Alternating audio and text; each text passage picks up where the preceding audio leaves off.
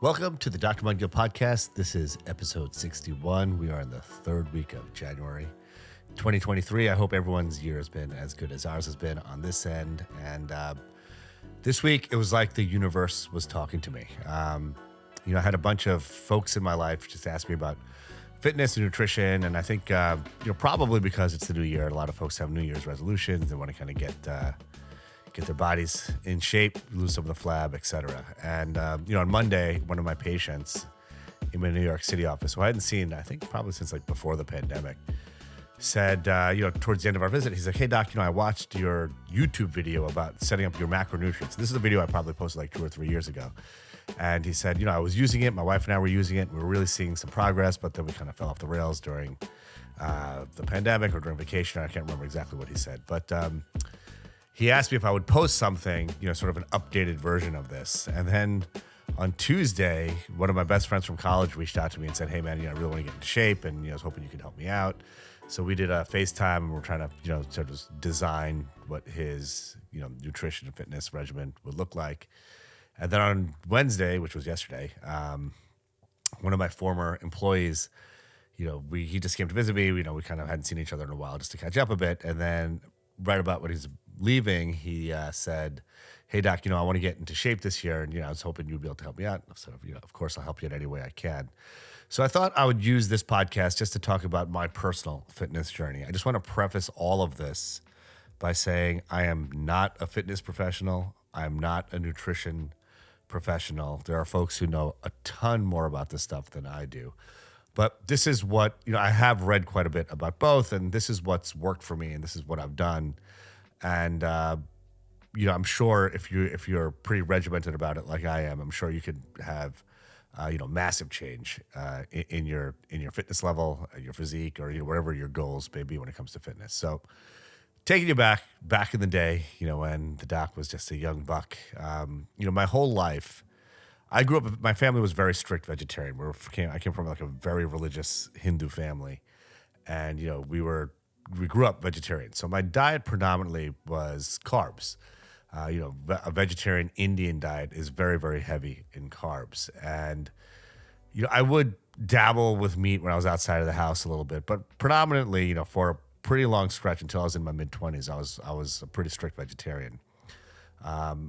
And because of that, I think, now looking back, I always had a skinny fat physique. I was always looked kind of trim, but I was a mess with my shirt off, gut, man boobs, flabby. I remember just being, when I was in high school, I used to we used to change in the locker room, and I was used to be embarrassed of my physique because I'd see all these guys with these muscular physiques and six packs. And it always mesmerized me. I was like, how, God, why don't I look like that? Why doesn't my body look like that? These guys are just looking jacked and ripped like guys you see on TV. And, I just look like a mess. And, over the course, when I got to college, I actually ended up dropping a lot of weight. I didn't gain the freshman 15. I lost the freshman 15 and just got I was basically a leaner version of my skinny fat self. So I was still a mess with my shirt off, but I just was leaner.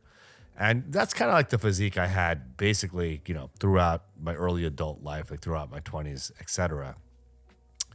And, it wasn't really, and I was always kind of working out. So, in college, I didn't really work out that much. But in med school, I started running a bunch. I thought maybe that's the way I could get into great shape, doing push-ups and pull-ups and that sort of thing.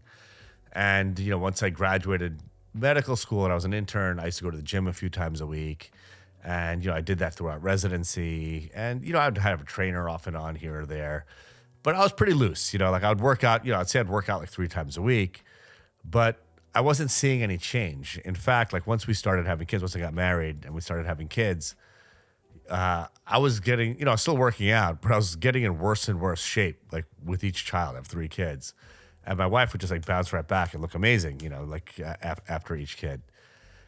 And it was literally 10 years ago, a little over 10 years ago, on Thanksgiving Day. I was my brother-in-law and my brother-in-law was very jacked in his 20s.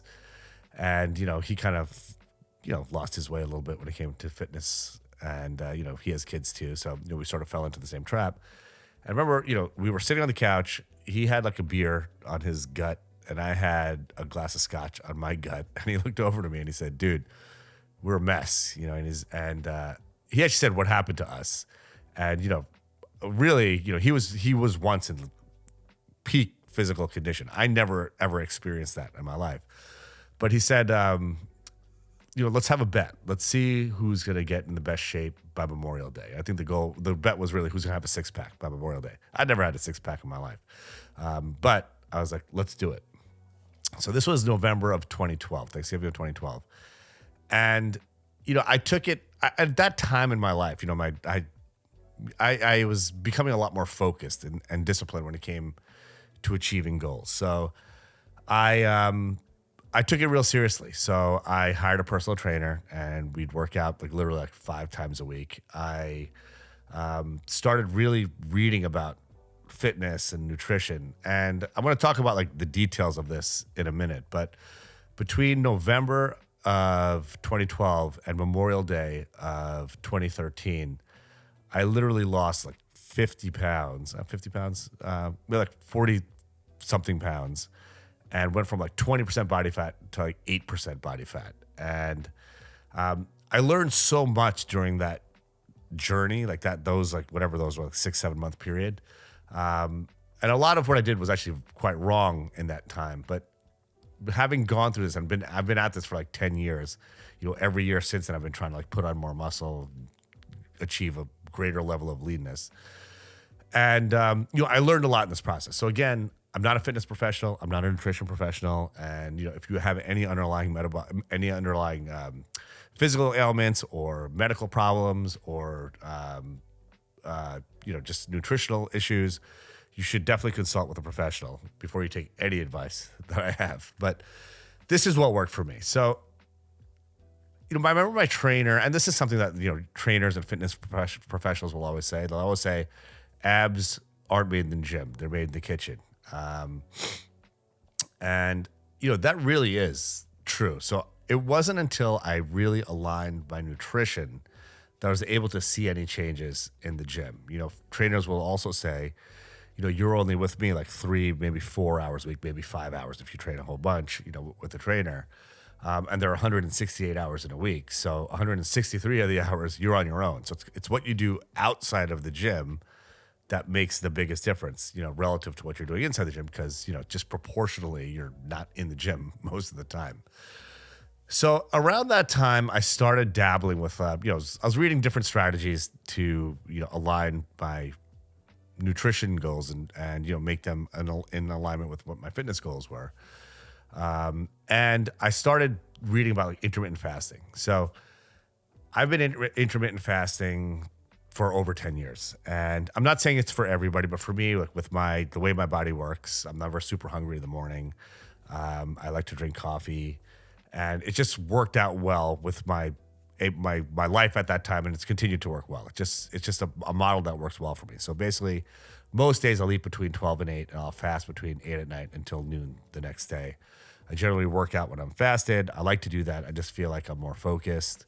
And then I break my fast as soon as I'm done working out. So that's something I've been doing for essentially a decade. Now, again, it might not work for you, but for me, it works well. But the most important part of this was actually dialing in my macronutrients. So, hey, how many calories I need to eat, then how much protein, how much carbs, how much fat. And I'm going to go over with you a very simple way to do this. So around that time, taking it back to 10 years ago, there were really only when I would Google intermittent fasting and, just transforming oneself from being a skinny fat to just having a good physique. There were basically 3 guys on the internet at that time that were talking about intermittent fasting, talking about how to design your diet, and talking about a fitness regimen. There's a guy named Anthony McCall, I think it was Mychal. There was a guy named Nate Mayaki, and there was a guy named Greg O'Gallagher who's his program. He had the most developed platform at the time, and he was also this incredibly jacked guy. And so he was intermittent fasting. He had great workout routines and with different goals. One was to shred fat, one was to gain muscle while staying lean, one was to get bigger. And he's had more and more of these guides that he's put out online. They're ebooks essentially, and they basically walk you through what your workouts are, what your nutrition is, etc. So He's amazing. He's someone whose programs I've been following literally for the last decade. He was on my podcast, like I mentioned a few podcasts ago. He's a wealth of information, and if you're looking for someone just to kind of help you get started or someone to follow, and you're kind of lost a little bit, I think he's a great person to follow. You can find him on Instagram at Grego Gallagher. He has like a gajillion YouTube videos, just tons of great information. And then he also has a website called Kino Body where you can sign up and download some of his programs. And there's a whole bunch of information on there as well. So he's who I kind of model my nutrition and fitness regimen after. So when I was dropping weight initially, when I was dropping that first cut that I did, which was I went from 196 pounds to 154 pounds, I was tracking my macros. So at that time I was eating like 180 grams of protein. I forget how many carbs and fat I was eating, but I was probably eating around 8 or 9 calories per pound, and I cut a lot of weight, but I'm also nearly 6'2", and a 6'2" guy who's like 154 pounds looks like he's on death's door. So I was like incredibly skinny and really just looked frail. I felt fine, but I looked pretty terrible. And I realized my cut was way too aggressive. I cut way too many calories. My body was not able to support muscle. And I ended up losing a lot of fat, but I also ended up losing a lot of muscle. And then I had to build that back. And it's, it takes many years to put on muscle, which is what I've learned. So when there's basically 3 goals when you're trying to get fit. You either want to maintain your body and just do what's called body recompositioning, where you're actually losing fat and gaining more muscle. And typically the way folks do that, and this is a very simple calculation, it may not work for everybody, but 15 calories per pound essentially is what most folks' maintenance weight is. And a lot of this, I'm stealing all of this stuff from what I learned from Grego Gallagher. So all the credit goes to him. If you want to learn more about that, you should go read his books and consume his content. So, but this is essentially like a watered down version, an easy way to digest all the information he has. So, maintenance body weight is 15 calories per pound. So, say you're 200 pounds, 200 times 15, 3,000 calories. That's your maintenance body weight. Now, the goal should be to have 1 gram of protein per pound of body weight. So 200 grams of protein is like your target protein intake for the day, which is a lot. It's really, really hard to consume that much protein. So you sometimes need to incorporate, frequently, some protein shakes, and then you're eating a lot of chicken, a lot of meat, a lot of fish, and these things all should be tracked. And then in terms of carbs and fat, I'll get to that stuff in a minute. Now, if you're trying to bulk, if you're trying to put on mass, you have to eat above your maintenance calories. So generally 18 calories per pound is a good target for that. So say if someone's 200 pounds, and this is what I was doing a few months ago, I was hovering around 200. I wanted to get bigger. So I was eating 18 times 200, which is 3,600 calories. And I did that for several months, and I probably put on like 15 pounds or so. And then if you're trying to drop weight, and you're trying to get leaner, ideally you want to eat around 12 calories per pound. So say someone's 200 pounds, 200 times 12 is 2,400 calories, and that is a sufficient caloric intake to support muscle while you're also cutting fat. And that's what I'm actually doing like right now. I'm consuming about 2,400 calories. And the way my macronutrient breakdown is, it's about 200 grams of protein, about 250 grams of carbs, and like 65, 66 grams of healthy fat. That comes out to about 2,400 calories. And the way I made that calculation was, 1 gram per pound of body weight. So that's 200 grams of protein.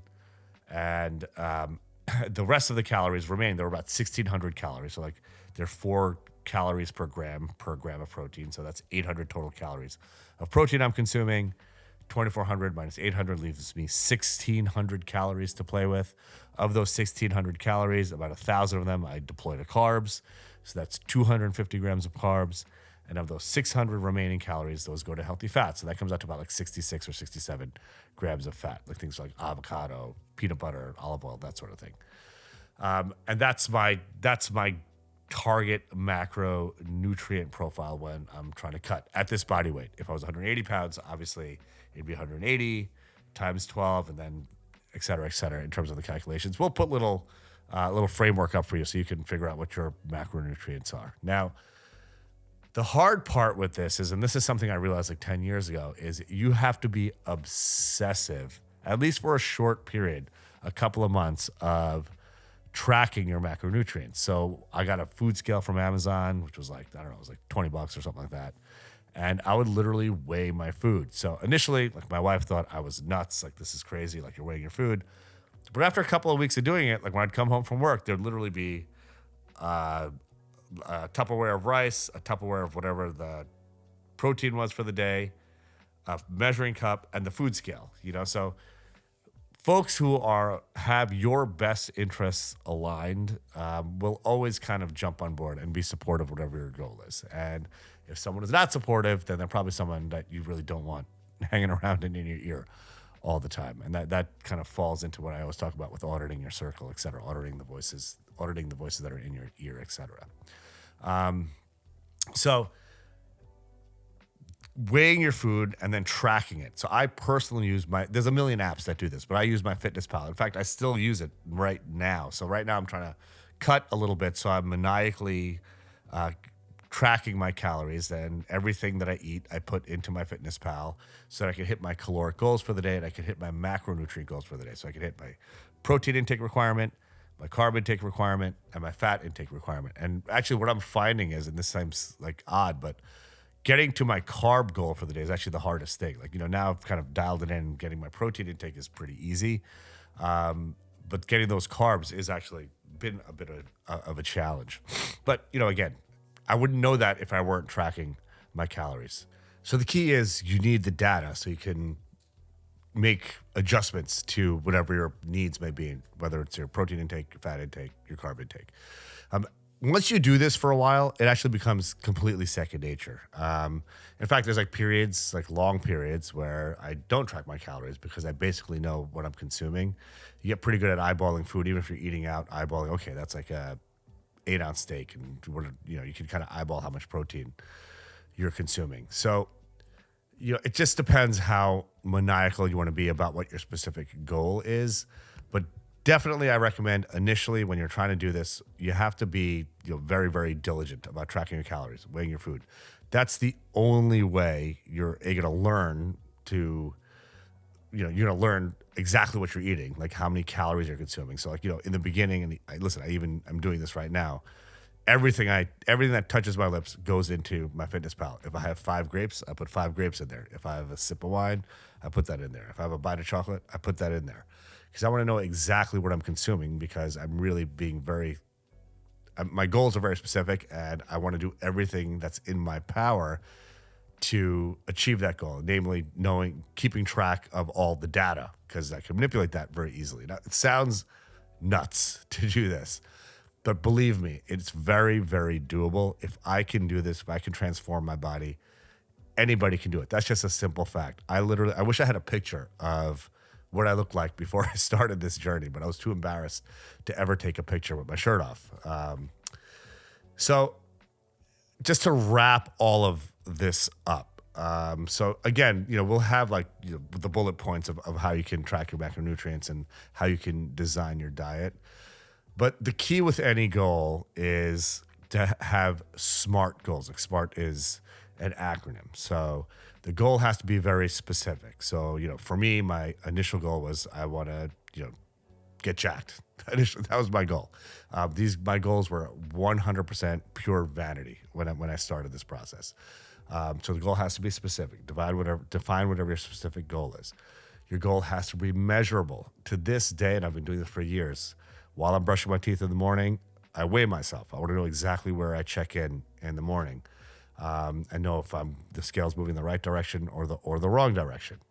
So you have to measure your goals. Your goals have to be attainable. Like, I know I'm not going to look like The Rock in 6 months, but I just want to, my attainable goal is I want to be leaner and more muscular. Okay, so that's definitely doable. It's a very attainable goal. It's a very realistic goal. Your goal has to be relatable. So why are you doing this? Are you doing this because you want to lose, you want to feel better? Are you doing this because you want to look better? Whatever the goal is, for me, my goal was I want to look good with my shirt off at the beach. Again, a very vain goal, but everyone's entitled to have a little bit of vanity. And the last thing, your goal has to be timely. So you have to set a time frame on this. I want to lose 10 pounds in a year.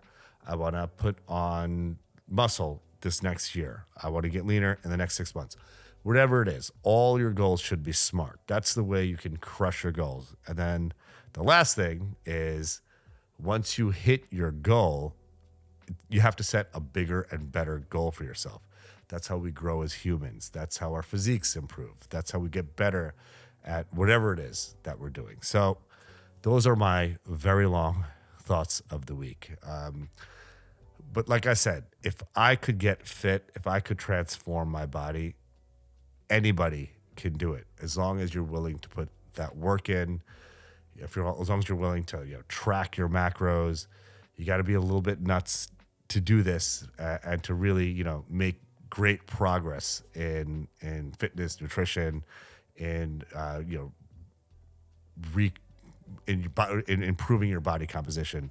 But like I said, if I could do it, anybody can do it. Let's get it. Wait a minute.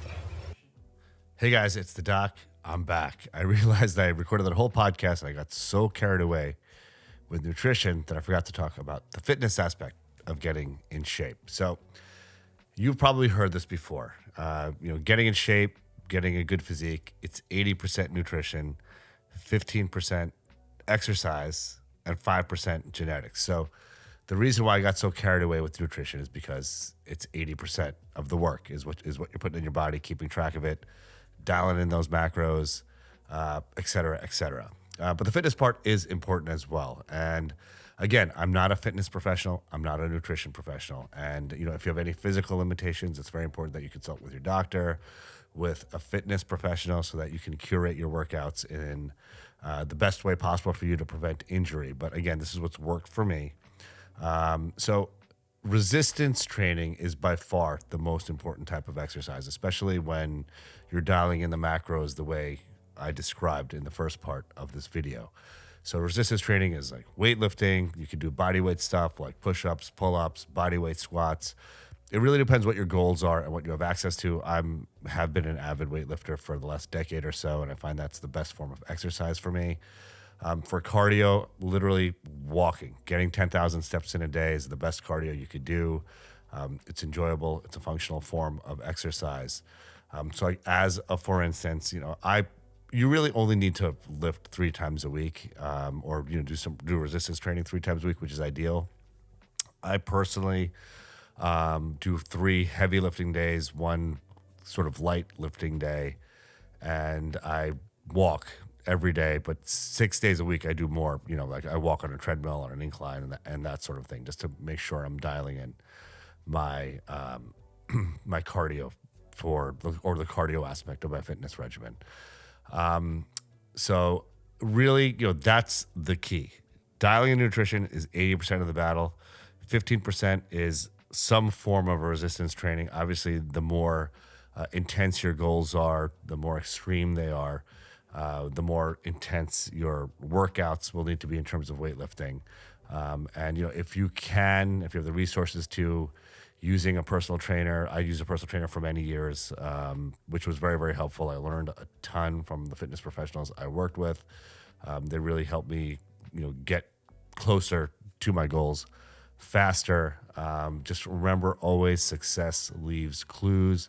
If you can elicit the help of someone who's been there and done that, then by all means, try to do so. If you have a friend that's fit, if you have a friend that can help guide you, certainly engage them. Because if someone's done it before, they can certainly help you get there. So that's it. I'm sorry I forgot to talk about this in the first part of the podcast.